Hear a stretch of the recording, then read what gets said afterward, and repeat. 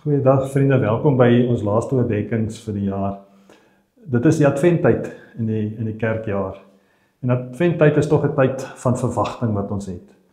En daar's baie simbolieke in die vroeë kerk gewees om advent uit te beeld. Ons dink aan die stomp van Isaai, waar die mense gegaan het en 'n stomp gevat het en 'n rooi lint om dit gebind het as 'n teken om te sê uit hierdie stomp gaan die nageslag van die Messias, die Redder Jesus kom. In moderne tye is daar mense wat adventkalenders maak in aanloop tot Kersdag, wat hulle elke dag 'n stukkie oopmaak en dan of 'n versie lees of 'n geskenkie uit die adventkalender kry. Maar seker die bekendste is die adventkrans met sy 5 kersse. Ek wil dalk net so 'n paar gedagtes met jou deel rondom dit, want dit is die aftel na Kersdag. Die eerste kers is herinnering aan hoop en word in die kerktradisie die profetekers genoem.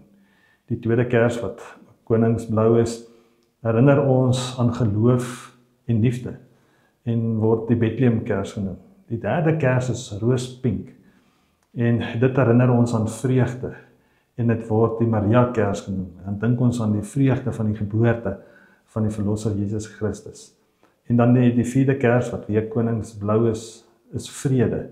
En dit word die engelkers genoem. Nou hoor ons die boodskap van Lukas waar die engelekore sing om te sê, vandag is vir julle gebore die redder, die verlosser. Dieselfde boodskap wat in 2025 net so waar vir ons is. En dan op Kersdag steek ons die 5de kers aan, die Christuskers, om te erken dat Christus is die ware vredevors.